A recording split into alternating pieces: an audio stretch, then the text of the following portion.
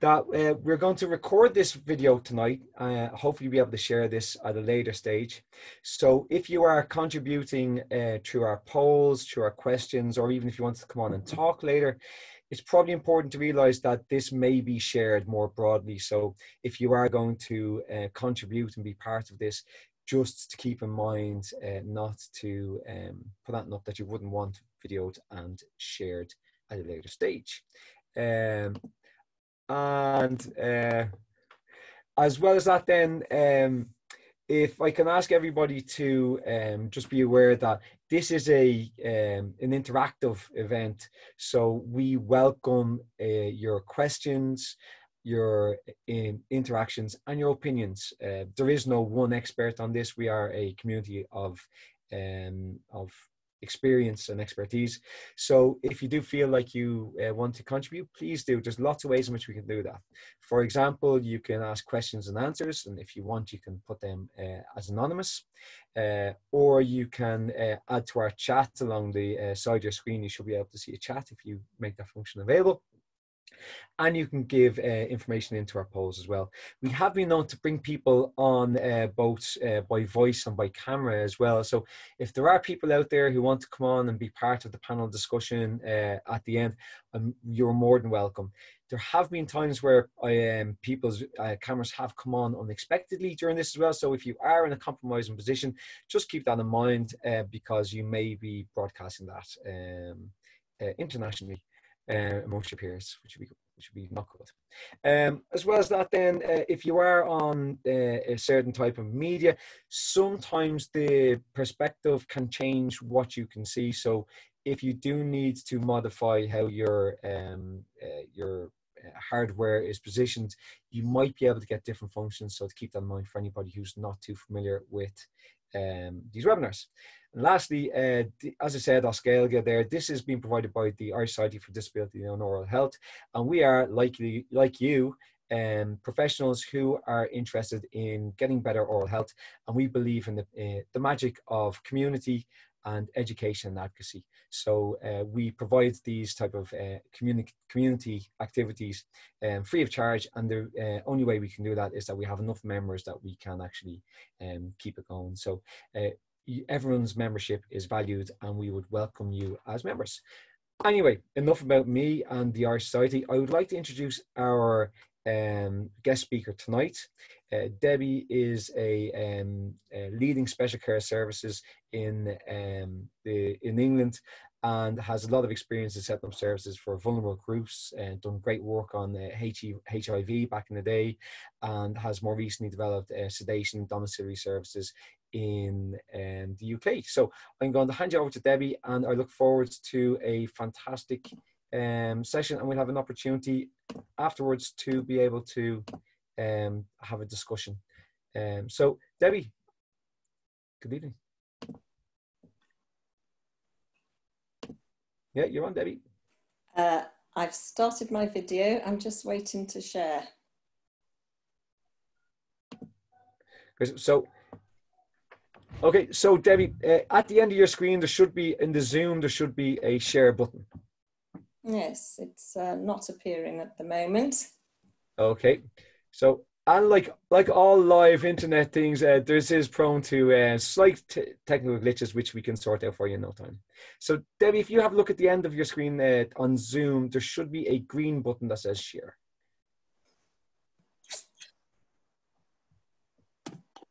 No, I'm afraid it's not here. It's disappeared on us. It's disappeared on us. Okay, so Debbie, are you in your PowerPoint screen mode at the moment? No, I was in Zoom, but I can be in PowerPoint. That's no problem. No, if you stick with Zoom, stick with Zoom. Stick with Zoom, okay. Yeah, I'm in Zoom. And that little share button that was there 10 minutes ago is not there now. Okay, it's not interesting. I'm getting it. Let me see what we can do. Okay. I got it, Kev. Yay! Fantastic. Hey. If you could see me, you'd see me jumping for joy. Okay, Debbie. Okay, good evening, everyone. Thank you for this invitation. I'm very honoured to be invited, and to share the presentation this evening on domiciliary dental care. I'm grateful to my friend and colleague Janet Griffiths for this title slide, which apparently was done specially for her when in her days as a domiciliary dentist, and I think tells all about some of the excitement that domiciliary dentistry can bring us. So my learning objectives for this evening are to consider the impact of frailty on older people's oral health and to explore the issues of access to oral care for people who are confined to home. Also to consider safety of domiciliary care and to discuss domiciliary visits risk assessment. And finally, just a little run through some of the equipment and materials used for domiciliary care. I'm sure a lot of you out there have your own tried and tested equipment and open to any top tips that anyone can give at the end of the session. So I've done a little bit of homework when Kev gave me the invitation on what's happening in Ireland as regards older people and oral health. And I found this excellent document, which I think is referred to as TILDA, which is the Irish Longitudinal Ageing Study. And in this document, which is lengthy, but I have read it through, is really everything that I was going to discuss regarding oral health and its relation to ageing and older people. But just to summarise this lengthy document for you, it talks about how increasing frailty impacts oral health, about the comorbidities that we find in older people and that's impact on oral health, and the use of multiple medications. Also about the fact that really globally, but certainly the Irish experience is that there is often poor access to dental services and a lack of awareness, interestingly, especially in rural areas. It's reported about oral healthcare services that are available. Just to run through some of the research that is existing on frailty and oral health, and this was actually a Swiss study who reported that oral pain and chewing impairment had a significant relationship with frailty. And over in Australia, if there's anyone over there tuning in this evening, a good piece of work that was done recently looking at the number of consequences for oral health related to frailty. And these include the ability to bite and chew food, as well as some sensitivity to hot and cold foods. And the same researchers found that there was a relationship between frailties and difficult with speech, as well as the likelihood of taking medication for oral pain. This is actually a British survey, although interestingly in an American journal, which observed 1,000 men over a 3-year period of time and found that oral health problems were associated with greater risks of being frail and developing frailty in old age. So a real link here that we're finding between the two issues. And this is also a longitudinal study done with some London and Saudi Arabia researchers that found significant associations between oral health indicators and frailties. So it really highlights the importance that oral health and poor oral health can be a predictor of frailty in older age. And over in the Netherlands, quite a detailed study looking at the impact of frailty on oral care behaviour. And this found that the things that sort of affect your morale, low morale, perhaps pain, low energy, reduces motivation, obviously, to keep your teeth clean and your oral health behaviour, as well as perhaps not being able to use your brush and physical constraints affecting how you manage to clean your teeth. And sometimes bad dental experiences in combination with this reduced motivation that one experiences in frailty can affect the outcome expectations with regards to dental visits. The impact of not being very mobile and having poor dexterity, as well as some disorientation, failing memory and lack of social support, all constituted barriers to oral care behaviour. And lastly, institutionalisation also seemed to have increased the effects of psychological and social frailty factors on oral care behaviour. Looking globally, there's a couple of papers in Community Dental Health and Community Dentistry and Oral Epidemiology, which describe some work that the WHO have done.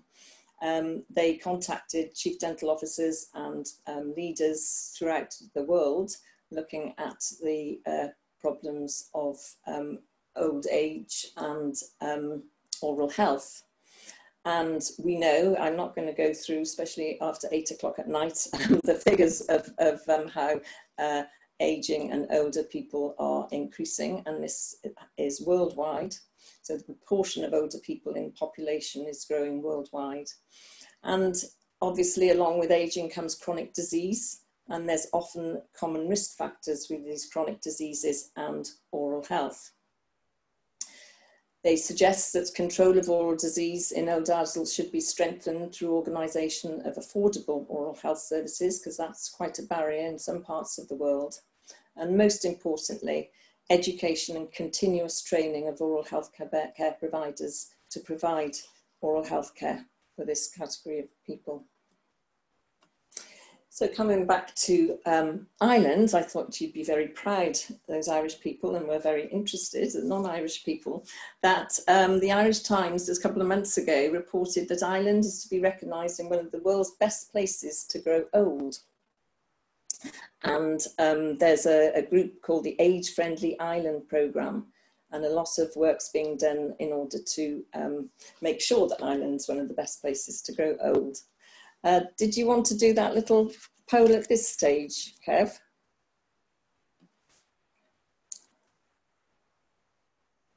So, how many centenarians are there living in Ireland? Centenarian being people of 100 years of age. So if you could fill in your preferred answer. Interestingly, I'm not sure, and I'm sure you can tell me, I understand that the President makes a monetary contribution on reaching 100 years in Ireland, and I think it's a couple of €1,000. It's over €2,000. So something to aim for. That's right, Debbie. That's we're going to finish the polling now in about 5 seconds. So if anybody wants to respond, we'll launch us then. Yeah, I think the president probably has a vested interest because he's not too far off getting them himself, I think. Well, experience comes with age. Oh, nice variety. Very nice variety. And it's very difficult to get an absolute current, because I understand there's someone called Hilda who died quite recently in Ballymena, I think. But the correct result is at 450. So that's just under a third of you were correct. And that is an incredible amount of people that reach the age of 100 in Ireland. So I said I'd talk about access, and there was quite a good document produced by a combination of the British Dental Association and the British Society of Gerodontology, which I've got to give a plug for those members who are listening. And the first Oral Healthcare for Older People 2020 vision was written in about 2003, where 2020 seems a long way off. And it was revisited, again, this is the 2012 version, and it had something like 21 recommendations of how we can improve access for older people. That was in 2003. And then by 2012, it had reached, I think we'd managed to achieve about 7 of those 21, and that was being optimistic. We are expecting to revisit this again, now it is 2020, and to see how well some of the barriers to access to care have been addressed. Alas, I don't think we've got any more than 7 since this publication in 2012. There has been another recent publication by Public Health England and Bascod, which talks about the challenges in accessing dental services. and they carried out a number of, or no, they didn't carry it out. They got together a number of papers, and one of the papers indicated that care service managers had found it very difficult to access domiciliary services. And I'm going to refer to this Public Health England and Bascott paper quite often, and that's its title there. And this is just older people in general. We are going to focus in again on frailty throughout. But this was another study done in New York, where 75% of people who were dentate, you can see the proportions of people that needed restorative care, dental extractions, and that was an overall 92% needed some type of dental care. And these were people who were confined to home and had not seen a dentist since they had become homebound. And of course, we know that that will significantly affect their quality of life. This is another recent publication by the Faculty of Dental Surgery, Royal College of Surgeons, which talk about how we can improve access to dental services for older people by basically working together. So key stakeholders, government, health services, local authorities, care providers, regulators, oral health profession, to looking at developing a strategy. This is another American housebound study that looked at the high unmet oral health needs. Although people had a strong desire to receive dental care, it suggested there's a need to improve access to dental care. As we know, this population is growing. And again, they talk about perhaps partnering with the medical community and dental community to develop home-based programs for these older people. Now we jump over to Sweden. This was a study, again, looking at actually care home residents and finding that they had very poor oral health, and these were people, again, who needed domiciliary dental care.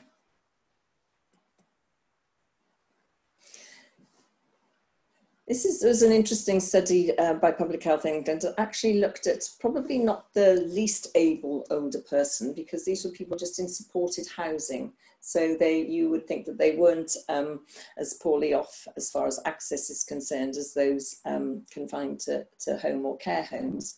But indeed, they did have problems with oral health, and that was related to their inability to being able to attend a dental practice. So many of you will be familiar with NG48, which is a nice publication back in 2016, whereby it was directed at adults in care homes and improving oral health for adults in care homes, and specified standards of oral health assessment, of access to oral care, and daily oral care plans. We know that only a small proportion of people who are older, that's over the age of 65, are in care homes. It's only about 5 to 6% in the UK. I don't know how that compares with the rest of the world, but obviously, although they, as the minority, are in care homes, they will be the people with the more complex clinical needs, and that's why it was good to have these standards developed. What perhaps isn't so good, and you probably know about this because back in June last year, Smiling Matters was published by the Care Quality Commission, and this was a follow-up for the NICE guideline. So 3 years on, CQC visited care homes, 100 care homes, random selection, to find out how the NICE guidelines were being instituted and how well people were aware of them. Unfortunately, these are the initial results, and it's a very long and involved document, but I've just given you a snapshot of the fact that the care plan, the general care plans, 73% of them didn't cover oral health at all. Over half the care homes didn't have an oral care plan, even though there was a specific template in the NICE guidelines for them to follow. And just under half had never had any training in dental care. And the other standard that the NICE guidelines suggested was that people had sufficient access to dental treatment and dental care, and only 1 in 100 of these people looked at with mobility problems were actually receiving domiciliary dental care. So even though various recommendations have been made over quite a long period of time, we're still a long way off from achieving them. So the aim of domiciliary dental care is to deliver appropriate oral health care to people whose circumstances make it impossible, unreasonable, or impractical to secure care from a fixed hospital or mobile site. It is for patients who are unable to reach services in dental clinics for medical, physical, or psychosocial reasons. So, for instance, those would be people with a long-term or progressive medical condition, with mental illness or dementia causing disorientation and confusion in unfamiliar environments, and increasing frailty means that they might not be able to travel to a dental surgery. The BSDH guidelines have been around for some 10 years now. They are in need of updates, but you may well have used them, or the Scottish, similar Scottish guidelines, to develop your own standard operating procedures and domiciliary policies and pathways. I wanted to just focus in on one of the acronyms that were used in the BSDH guidelines to remind me to include all members of the team. I don't know how many other team members, apart from dentists, dental therapists, and hopefully DCPs have tuned in this evening, but flexibility and teamwork are the key to successful domiciliary care. And we use the CAMPIN acronym, which you can read there, about the essential skills that are required for domiciliary dentistry.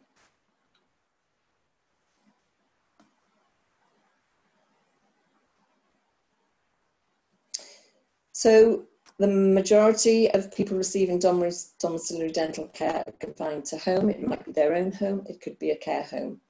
It might be due to a high medical risk, such as this lady is on continuous oxygen. It could be agoraphobia. I know we had a referral last week for someone who hadn't left their home for 29 years, which is hard to believe.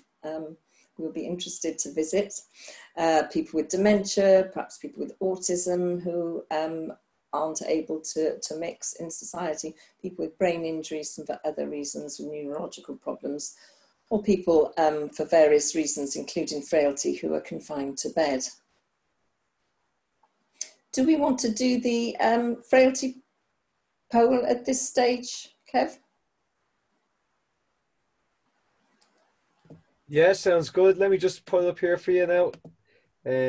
Polls.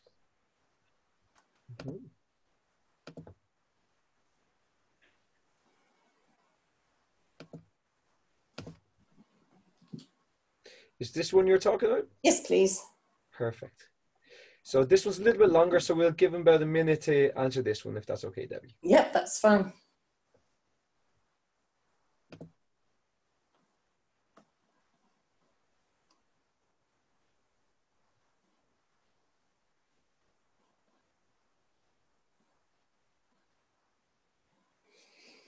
That's quite tricky, and I have to say, Debbie, I was telling you that it was tricky earlier on, but I seem to be on my own. I think everybody seems to be getting it right apart from me. oh. Excellent. Excellent. Yeah. I was saying to Kev that there's been a Delphi study actually looking to develop a definition, and it still hasn't actually produced a definite definition, but it seems like you guys all are very informed. Yeah, I think I'll wrap it up now in 5 seconds, guys, so if anybody wants to put in a final answer.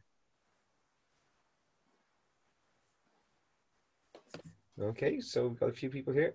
This one took a bit longer.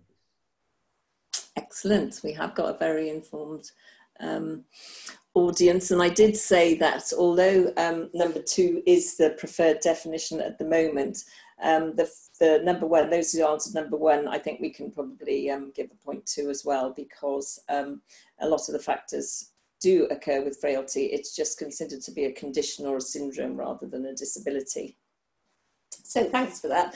The other bit of homework I did was this Irish National Oral Health Policy, which I understand is a new newish publication in Ireland, and took an enormous amount of work, and I'm very impressed with the document. I won't try, I'm Welsh, but don't speak Welsh, so I won't try and do the Irish, but I'm sure someone will smile. I guess Slante? So Gaelic. And just to praise the very good document, it talks about a proportion of the population having medical complexities or increasing frailties that affects their ability to access oral healthcare services. They talk about the provision of dental care being complex and problematic, and in addition, older people in nursing homes and residential institutions requiring particularly tailored interventions. And if they are non-ambulatory, the on-site care, in other words, domiciliary care, is required. The other group of patients that we are seeing more and more being confined to home are those people who are considered to be bariatric, and some confined to home just for that reason, as well as the comorbidities that come along with being bariatric. I apologise to my lovely patient Diane here, who actually isn't bariatric, but she's on a bariatric trolley. So obviously, when we bring people into the clinic, you might be lucky enough to have this superb bariatric bench, which is for a combination of wheelchair tilter and a bariatric bench. Or you might have what we have, which is like a theatre bariatric trolley, which means that people have to be transferred into you by bariatric ambulance and bariatric stretcher and transferred onto bariatric trolley. If we're going to see people at home, there's obviously physical demands, and I'll go on to safety in a minute, but this again is a growing condition and even related to old age. I'm sure you're aware, and it's not a bariatric lecture, but I just thought I'd include this slide because it brings home the comorbidities and the problems that people will be experiencing related to their bariatric condition. Just a little snippet of trivia information. If I'd asked you to hazard a guess how many people had received treatment on a domiciliary basis, so this is courses of treatment in England in the last 2 years. I don't have any explanation from the BSA, the NHS BSA, as to why that number has slightly decreased over the last year, but it's some 60,000 per year people receiving treatment from the NHS on a domiciliary basis. Obviously, there'll be, in addition to this, people providing domiciliary care privately. So I said I'd refer to this paper a few times throughout this talk, and it does illustrate how that Public Health England consider that treatment in care homes is likely to be more complicated than treatment in the dental surgery due to difficulties with communication, cooperation, medical considerations, issues related to consent, and determining eligibility criteria. And those two issues can take an enormous amount of time. I think the admin that goes around providing domiciliary care services is huge, and the additional time required is probably 3 times as much time as required to visiting someone as sorting out these various issues. 2 studies in care homes in the West Midlands and Wales found that probably about half of the residents had conditions that made providing treatment for them more complex. And those would be the sort of long-term conditions associated with old age and polypharmacy. And what do we see? Well, this isn't new to any of you, but I thought I'd just bring it home because it says that dentistry for older people is not easy. We have tooth surface loss, we have caries, often root caries, we have tooth fracture and loss of vitality, and the problems of retained roots. Do we retain them? Are they useful? Are they a cause of infection? Compromised self-care, often because of maybe a lack of awareness or reduced motivation for oral care. Periodontal disease. This is a patient of mine with Huntington's who'd refused any sort of oral care, and he was peg-fed, so the factors that go along with that. Tooth loss. We don't see so many edentulous people at home as we did. Prosthetic care isn't as the majority of what we spend our time doing, but we are replacing teeth and oral mucosal problems, and obviously also looking out for oral cancer, although a colleague of mine who did identify oral cancer recently and referred on, they're actually not going to provide any invasive treatment for, but I think it's important that we are able to identify these implants. Now, I don't know if this is a global situation, but implants are becoming more and more common. I think we're finding ourselves visiting people at home who've had implants not that long ago always, when they're quite elderly, and finding that they might be failing for one reason or another. And I think for those people out there who do get an opportunity to at least familiarise yourself with the various types and the various procedures to do with implants, I think that will certainly be in your favour when we're trying to plan for implants when they fail, if they fail, when someone's confined to home. What we're trying to recommend is high quality but low maintenance treatment. And so we're trying to keep things simple so that there's no point in really completing ambitious restorative care if there's no adequate level of daily oral health care to maintain it.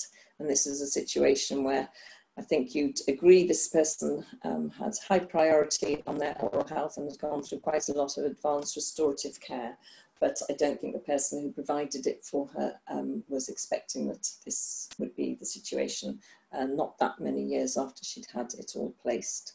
So keeping things simple and keeping things safe. So the next section is domiciliary safe for the dental team. You might read quite a lot about whether people are deciding not to provide care in certain parts of the country because of a safety factor. So we have to be skilled and trained. And then one of the best ways of doing this is to shadow an experienced domiciliary team. A treatment has to be appropriate within the domiciliary setting. So we want to be providing gerodontology, not herodontology, which is sometimes quite tempting. It very much depends, safety very much depends on what facilities you have available, and we're not always in control of that when we're in someone's home. And it's the unpredictable and the unknown. And our equipment has to be easily portable.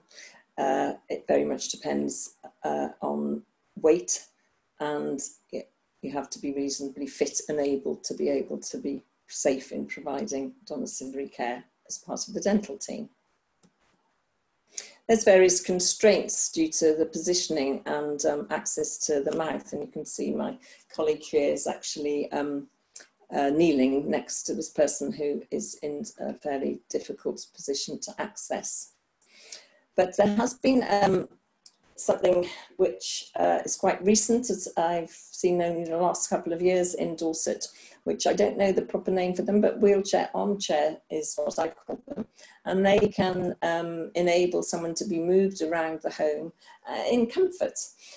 In the old days, you used to arrive and people used to be removed from some sort of joint activity, perhaps, by hoist, and not terribly dignified, moved into a wheelchair, into the medical room or some private room for you to examine. But this invention has enabled people to be sitting, enjoying something, and then just remove very quickly for a short time to enable their dentistry to be provided in a much more comfortable and accessible position, because these are enormously adjustable. A little bit about loan working. Make sure you have some sort of escort with you. A buddy system helps, where someone back at base knows where you are and where your movements are. There's a good policy by NHS Lothian in remaining safe and well on domiciliary visits, and various publications about working safely in other people's homes for healthcare workers. What about patients? Is domiciliary oral healthcare safe for patients? Well, do they have the social support necessary to support them after they've had, or during or after they've had dental treatment at home? Is someone there to provide the necessary aftercare if needed? Frailty again, how safe is it to provide care for people at home if they have accompanying medical conditions and frail and need interventive treatment? And I'll go on to about the risk assessment, but how safe is the environment in which they live in order for them to receive appropriate domiciliary dental treatment? Medical emergencies, how much of a medical kit do we need to carry? Do we have the full oxygen and defib, which is the gold standard recommendation, or do we manage with less? Does the individual that we're visiting have a DNR, do not resuscitate, or an allow a natural death agreement? And how do we manage with that, or even how we become aware of that? So I said I'd mention about a risk assessment. A young colleague of mine, Brooks Aidman, who is now a specialist in special care dentistry, while she was training as part of her MSc, and I think it is in the pathway of publication, developed a domiciliary risk assessment, which was a combination of suggestions nationally. She went throughout the UK to consult with people as to what they would expect to see and find useful on a risk assessment. So this is an example of what hazards you would identify and how you would look at the risk and then try and overcome or minimise the risk. She obviously had contributions from a wide audience, and I think a lot of them had experienced many of these hazards over the years of providing domiciliary dentistry. I know we've all got some stories to tell, and this is a list of possible hazards that individuals described, and that you could use as a sort of checklist. We have this laminated in the back of our domiciliary folder as a checklist in order to complete the risk assessment. And then you actually categorise the risk and as to whether it is safe to visit, or is it safer once you're aware of the risks and you can identify the risks and manage the risks, or is it somewhere that shouldn't be visited? So I'm hoping that that will appear in a paper in the near future. She put a lot of effort into it, and we certainly find it a very user-friendly assessment. Can I ask a question there, Debbie? Certainly. Is that burdensome to do that risk assessment every time you're going out to do a domiciliary? Yes, it is. And the only ones previous to this available in the guidelines, there was a Scottish one and I think Vicky's Welsh one in the guidelines, and it was quicker. This one, a certain amount can be completed beforehand. The one I just showed you was the one that she produced for her MSc. She has shortened it somewhat, but yes, it does take time. But I think, well, I know it is an essential part of domiciliary visits, domiciliary care to fulfill a risk assessment. The repeating nature, like when you go back to the same person, doesn't need to be completed every time, just revisit to say, has anything changed since the last time? Yeah. Okay. We tend to sort of do them a bit while we're there, the main things, and then perhaps in between visits fill in the rest of the advice. And we can fill some of the fields before we actually attend, so that saves time. You probably need to speak to a dental nurse because they do a lot of it. They're the people doing a lot of the hard work. But yeah, it is onerous, but I think it is essential. Okay, thanks. That might be a new concept for some people who are looking at this, who aren't full-time or too much in domiciliary care. So it's nice to look at that and explore. So thank you. I'll let you go back to your lecture. Thank you. That's all right. So if it is safer to bring people into the surgery. So there will be times when someone has to be brought in for various reasons, but again, it's not always straightforward for people who are older and frail. Obviously, there's the safety factors that I've just gone through individually that all apply even when someone's coming into the surgery. And perhaps an addition when someone's coming into an unfamiliar environment. So it might be much safer to treat someone at home where they're not stressed, anxious about unfamiliar, and that's, for instance, someone with dementia might be much more approachable in their own comfort, in their own familiar surroundings, than coming into somewhere unknown. Often, the whole journey is so much for an individual that actually their ability to be able to tolerate dental treatment when they reach you isn't as good as it might be when they're seen at home, just purely because of what it takes out of them just by travelling. And I know I've been in experience some people who've actually said that you know, they would not be able to make the journey, and they would choose not to have the treatment if they had to do that. So that element sometimes is something that would make your decision as to where that person is best treated. And then, is it fair that someone has to travel a great long distance to specialist services compared to someone who doesn't have any sort of frailty or disability or confinement to home? So the Equality Act, certainly in the UK, is something to take into account if some people are having to travel a long way.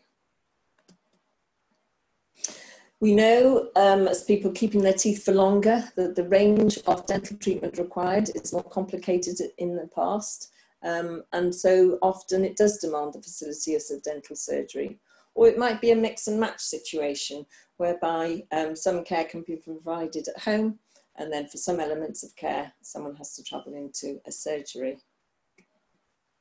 This is a domiciliary care pathway sent to me by my friend and colleague Simon Tiller from Oldham.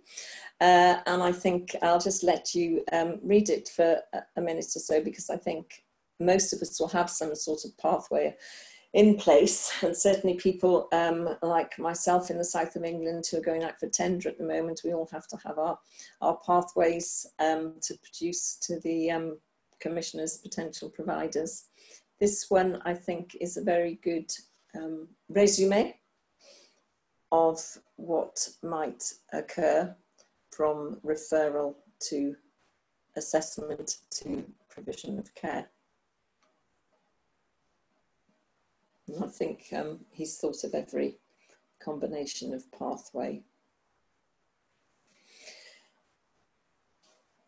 And again, I think if you just work your way through this algorithm, I think it shows how much is involved in making that first visit, from referral to contact, to gathering the information required, communicating with people as necessary, and then actually deciding the best place. And you might not be able to decide actually the best place for provision of care till you have made that first domiciliary visit and done a full assessment. But the paperwork can certainly give an idea as to the criteria and whether they're met for home care.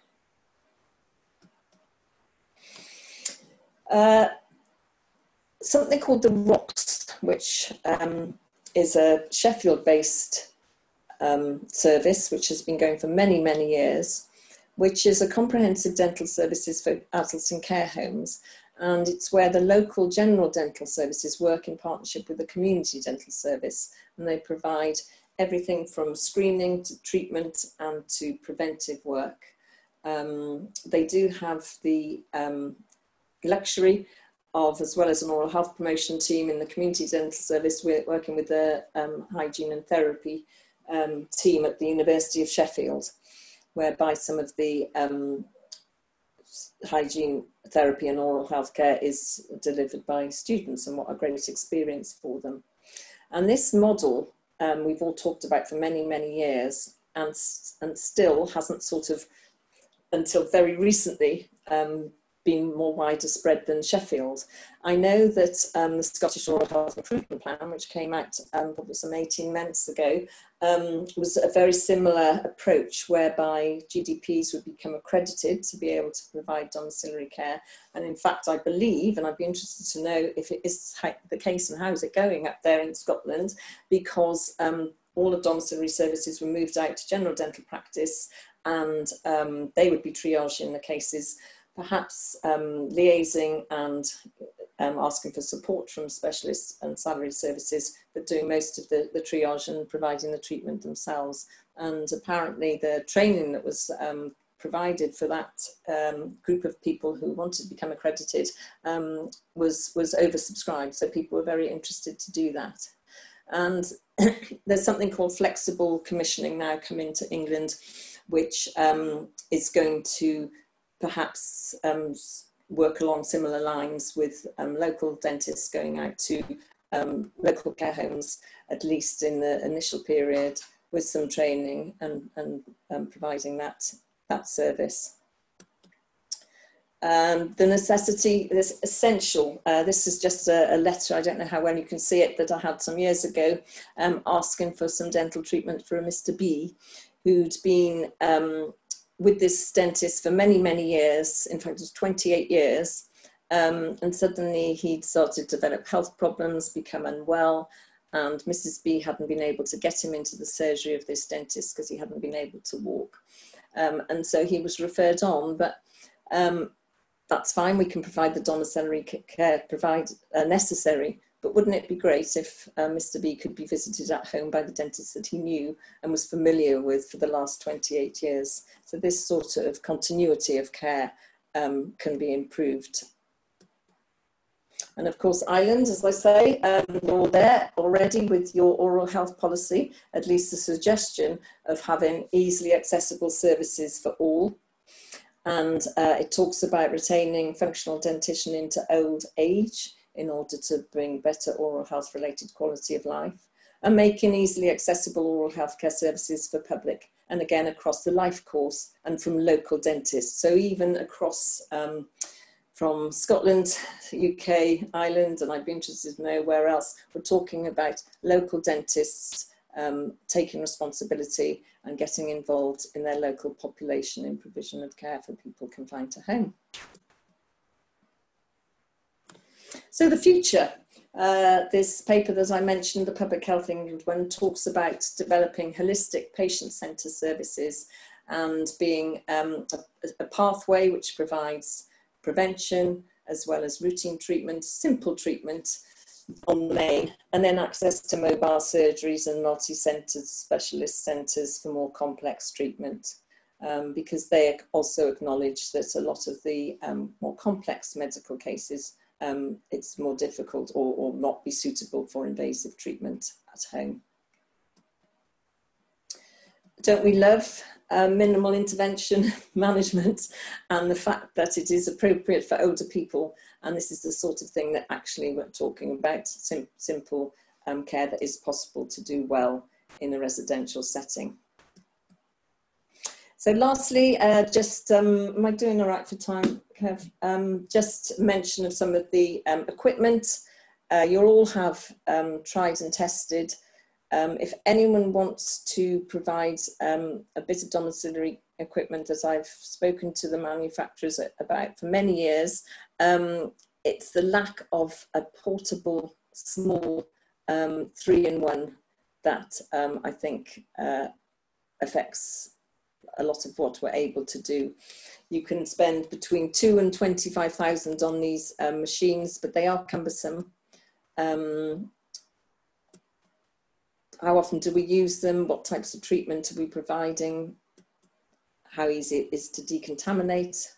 And of course, the weight is the crux of it. But it's a niche market, but there is quite a variety available.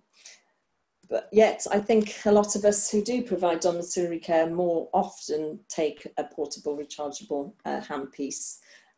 These are examples from Q-Dent.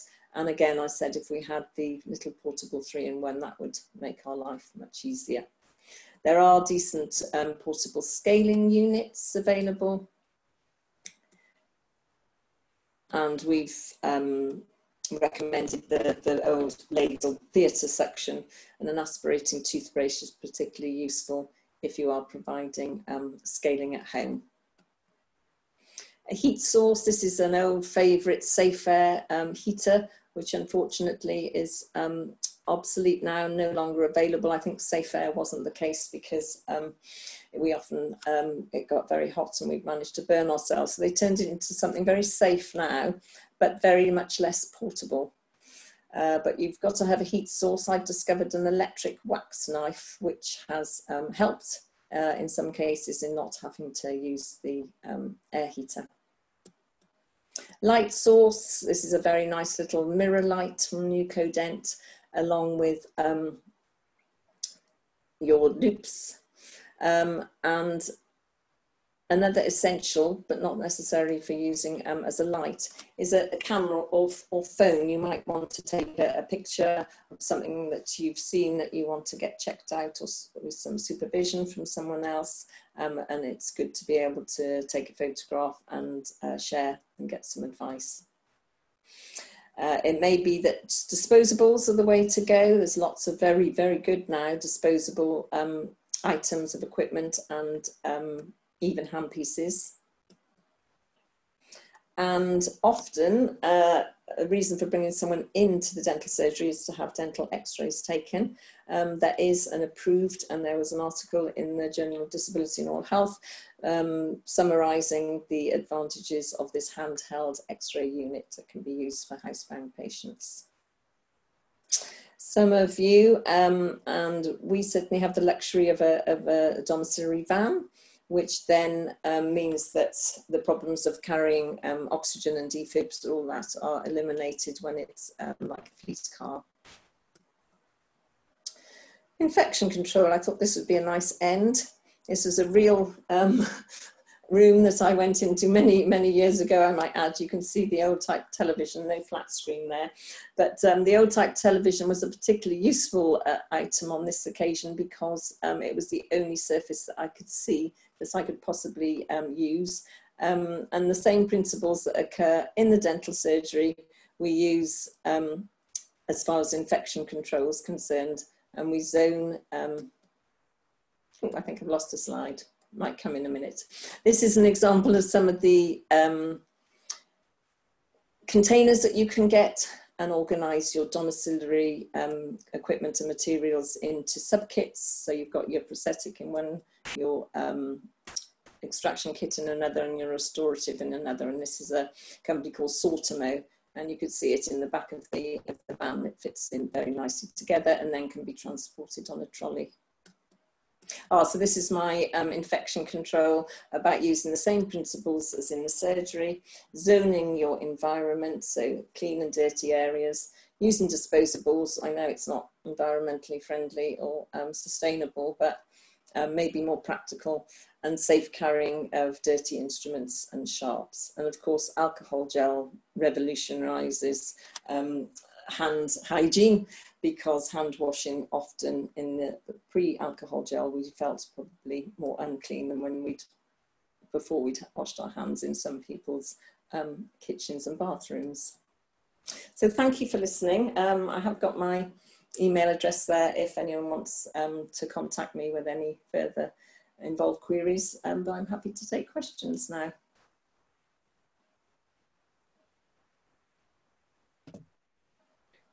Thank you so much, Debbie. That was very interesting. Let me come on screen with you here. Yeah, really, it's a bit race, and thank you for listening at nearly 10 to 9. Yeah. I don't want to keep people away from cold feet. No, I think this is the beauty of the internet. Yeah, they can pause cold feet. yeah. I was going to say they can just leave us on the background, but yeah, they can pause cold feet.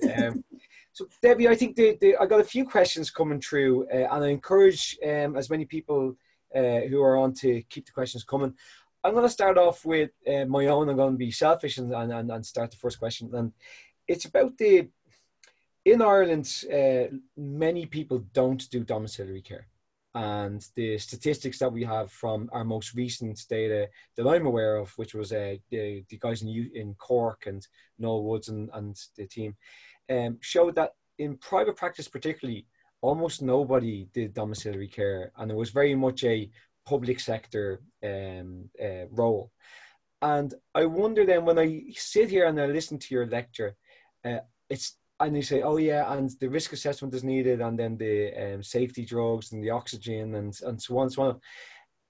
There comes a point where, is there a lot of investment needed that might be blocking out people from doing domiciliary care? The guy down the road who the person's been going to all their lives, are we blocking those people out by having an administration involved that just makes it that excludes the general dental practitioner? Yeah, I agree with what you're saying. The successful schemes that I am aware of are ones whereby the practitioner is remunerated more than they would be if they were providing the treatment in their surgery. And there's some people that just don't feel comfortable about, they like their 11 o'clock coffee, they like their instruments in certain ways, and they wouldn't feel comfortable about stepping outside the surgery. But there's loads of advantages. And the first time I heard about the ROCS project, which must be about 15 years ago now in Sheffield, it was the general dentists who came along to tell us about their experiences. And they loved the variety. They were paid enhanced fees for their the fact that they were going out to visit rather than staying in their surgeries. And I think this idea of flexible commissioning in England is going to be sessional, so people will be paid more for that session. And they will be given the necessary equipment and facilities to do it, because I think, as you say, people realise that if you've got to provide those for yourselves, it isn't always feasible. There are private domiciliary dentists, and I know that some have been visited by CQC, and although they didn't fulfill all the necessaries because they didn't necessarily have a base to be examined in or assessed in, and they make it work.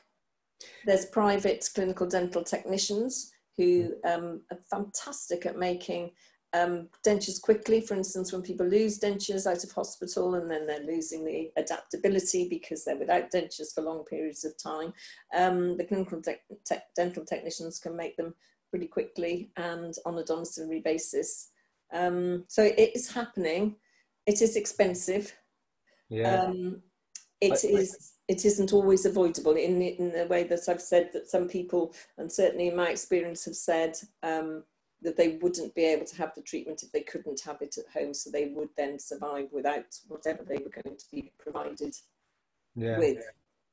There's a comment on this issue about the corporate private sector coming from Dr. Dougal, and the question is that I am.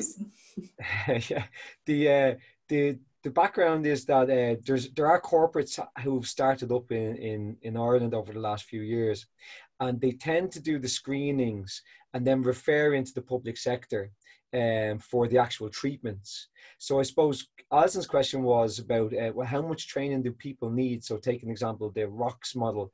How much training, but probably as relevant, how much support is needed to make this join work? Yes, that's a good observation, which I'd expect from Alison. I know that the Scottish, well, I've been told the Scottish was a week's training course. Some of it was shadowing experienced domiciliary dentists. Some of it was having someone shadow you. So that's what I've certainly recommended over the years. And we have trainees in special care dentistry who start off with us having never been experienced a domiciliary visit, and then within that 3 years of training, they're then providing domiciliary care confidently on their own. But I think it is always good, especially for corporate dentists, to have some specialist advice available. And that's why I was talking about being able to take photographs and being able to share problems as being quite an important part of it.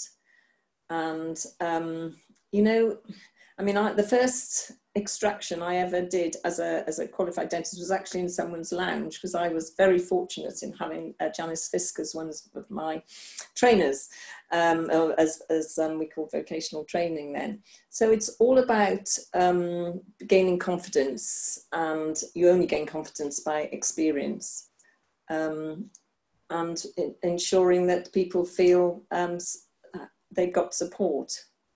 Are the corporates doing it voluntarily in Ireland? Is that what's happening? Or is it part of that? Are they contracted to provide domiciliary care?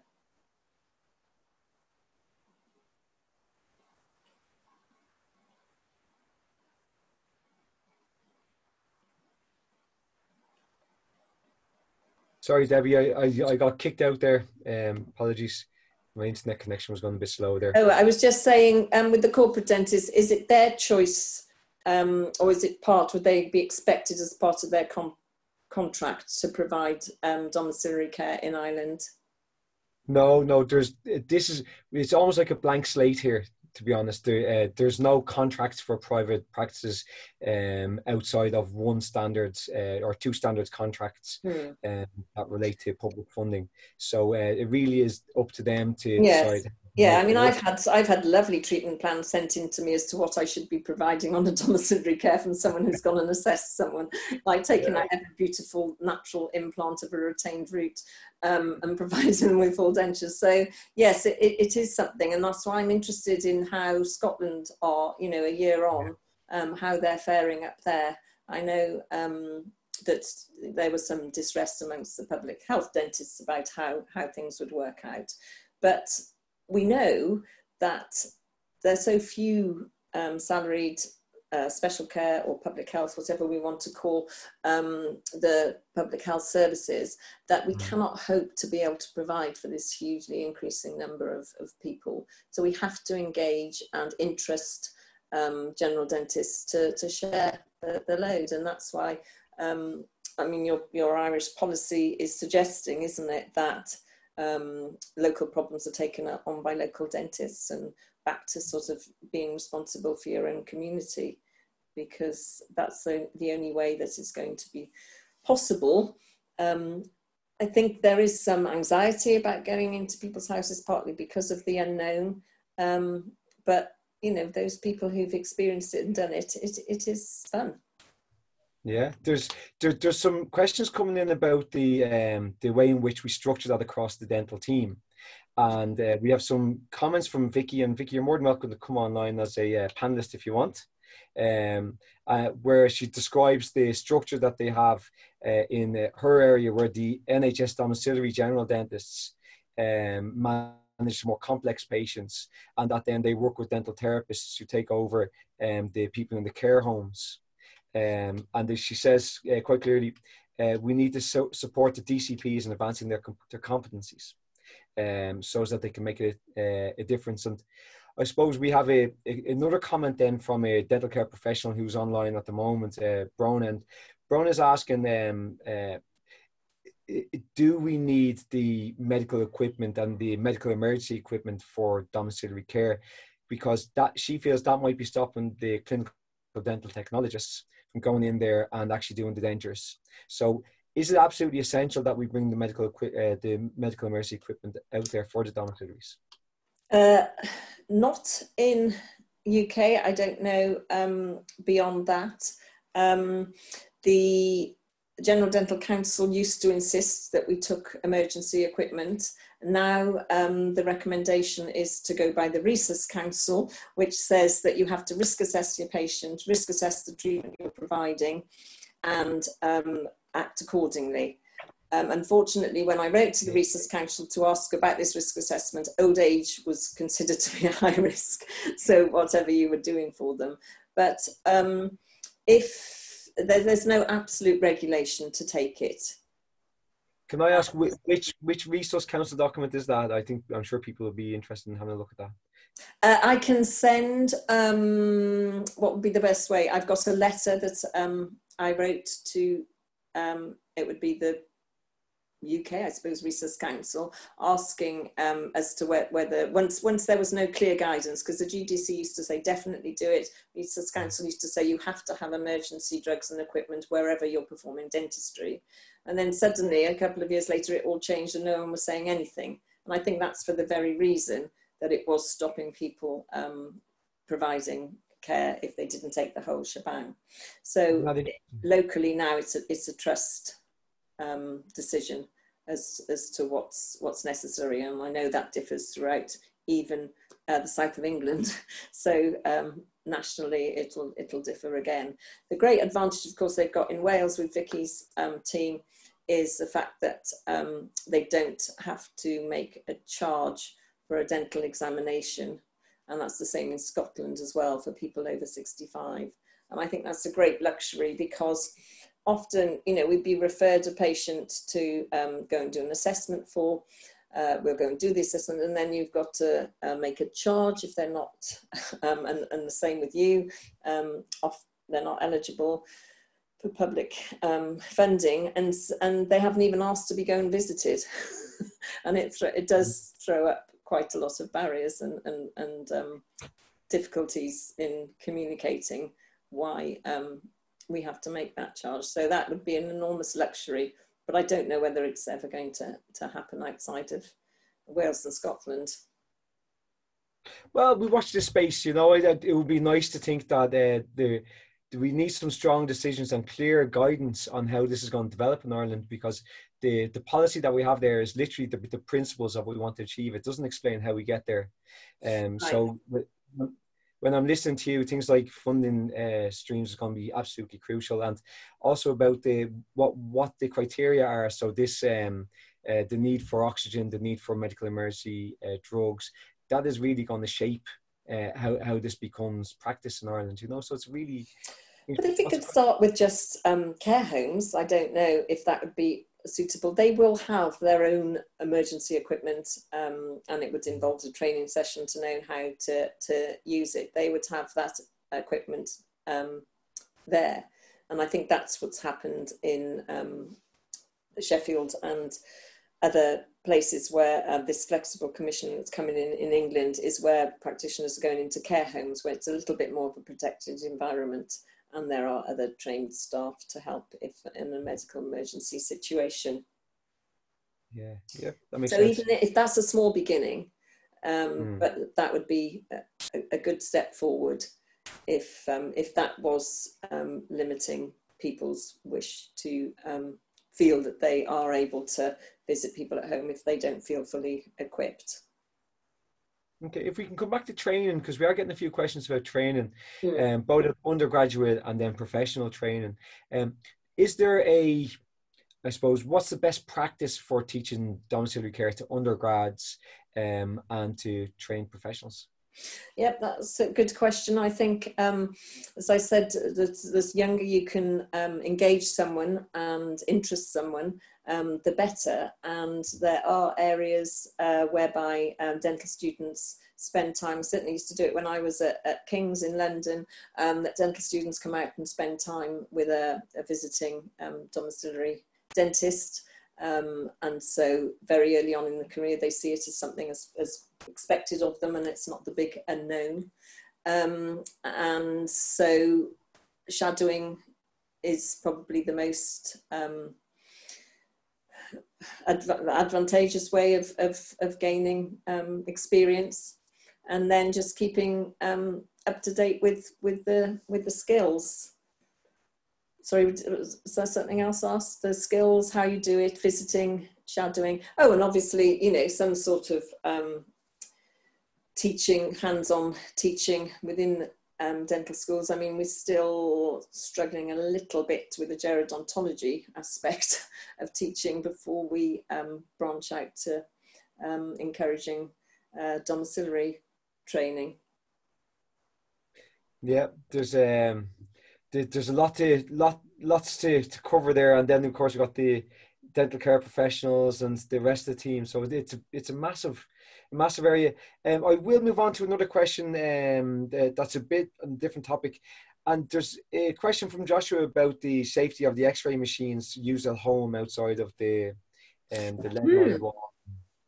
Well, I do not have one of these X-ray machines because our medical physics department wasn't confident about their use. And so I was surprised to see the article in the JDOH. It was, oh, I can't remember his surname. It was a guy who was actually a specialist in special care dentistry and had a radiology qualification as well.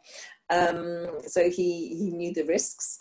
And that was the reference to the paper. So that's as much experience as, oh, no, also the last time I did an IRMA radiology course was that there was a number of practitioners who actually used it because they didn't have a wall connected X-ray machine, and they actually found it easier to just use that within their own surgeries, and the medical physics department at that particular place condoned it and supported them in making sure of its safety. But it is a little bit, I can understand the question because it is a little bit different. Yeah, I think they use it when there's earthquakes and all, don't they? Is this one of those machines, the Nomads? Yes, but I think it was developed for the field, you know, because that's probably what's most missing, isn't it? Working out in the field is getting a suitable X-ray to help diagnosis. So I think that's what it was developed for. There are a number, that's a Nomad one I showed. I noticed there's a number of other ones coming in. And it would just be down to your local medical physics department as to what they feel about the safety of it. Yeah, I've tried them. I've played them. They're good. They're nice. Have you got one in Dublin? No, it's a long story. It's a long story. Probably not for so just a question then about teledentistry. Do you see this as a core part of the future of domiciliary care? Oh, that's interesting because I took that slide out because I'd looked up some it was called Push Doctor, whereby you went online and you told the Push Doctor your symptoms and maybe sent a photograph of something, and they would give you a diagnosis and possible management. And I was wondering about the applications into domiciliary dentistry, and certainly a couple of years ago at the British Society of Gerodontology conference, Tara Renton, I'm not sure if you know Tara, who's a professor in oral surgery at King's, was talking, and we were talking about the difficulty of providing oral surgery for frail older people and people in home. And we did say that wouldn't it be nice if we could you know, use FaceTime, WhatsApp or whatever while we're out in the field, and transfer it back to someone with a bit more expertise or experience and ask for advice and recommendations. And certainly I do see that as something that will become more the norm. I remember I had a wonderful restorative consultant who would come on the occasional home visit with me. Once I lost that facility, I realised how useful it was to be able to take someone in, but certainly have used X-rays, photographs and various other devices to get advice since then. Yeah, it's growing. I don't know if we have the scanners for making full dentures. It's certainly not in my working lifetime, but it would be nice to think that would be available, as it is for also now. It's the norm, isn't it? Yeah, I think they're still be heavy enough. You know, I think the ones we have anyway are massive.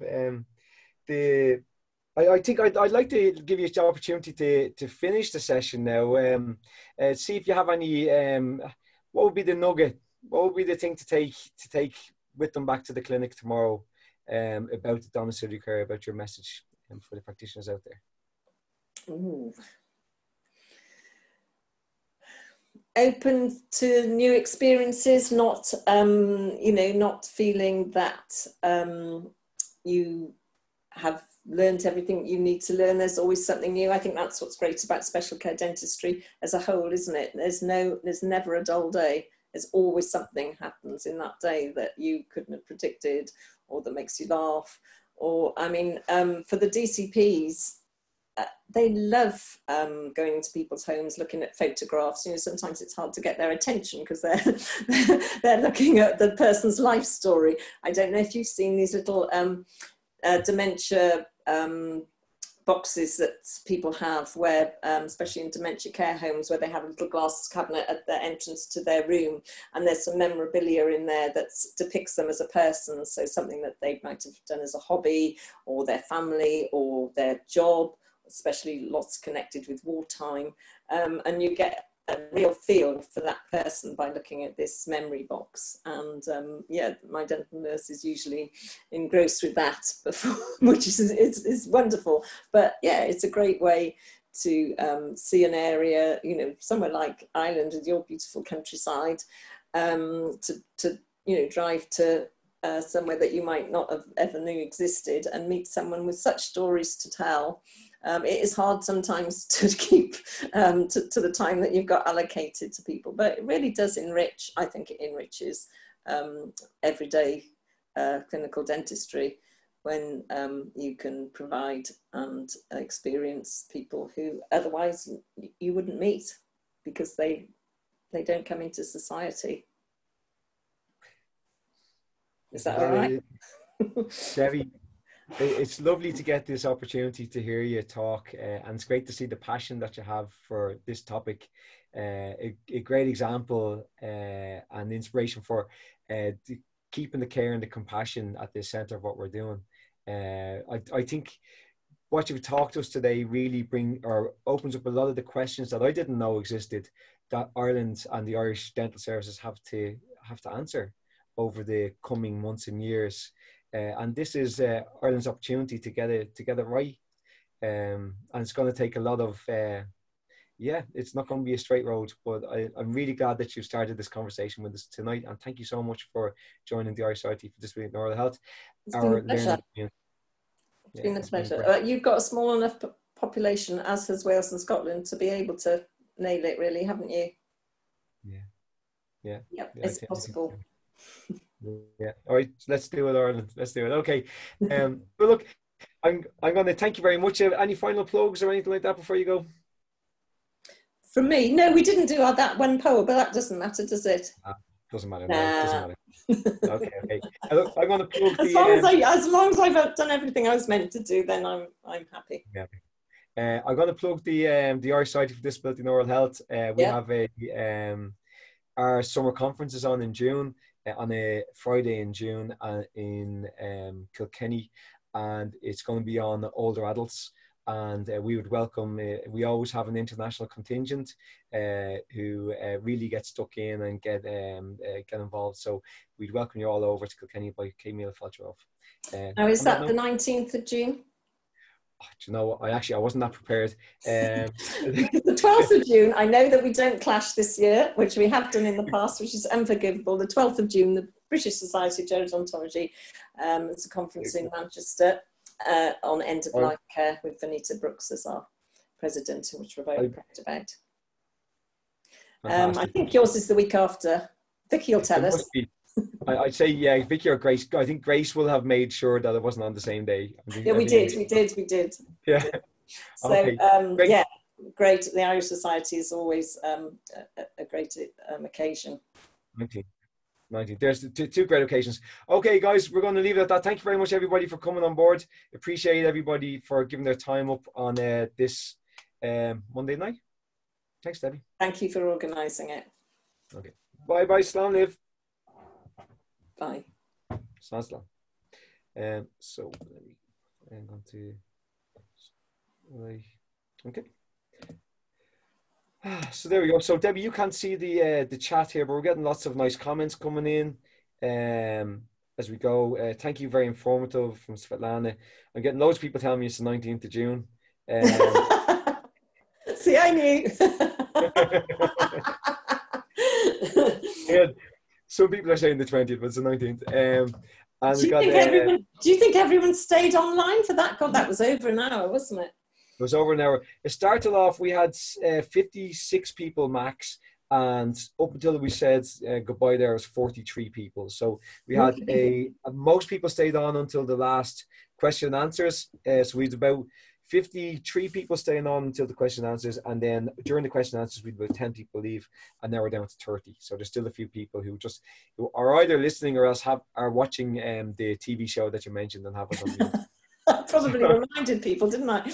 No, it went on longer than I wanted to, but I just didn't know what to leave out. I sent it to Vicky yesterday to say, you know, this is quite a long session, but anyway, there's something for everyone in that, wasn't there? There's people saying they're still here and they're still listening, and Neil Martin is telling us that Liverpool are playing on the telly too, so we've got lots of competition. Oh, what about the rugby? That was disappointing for you yesterday.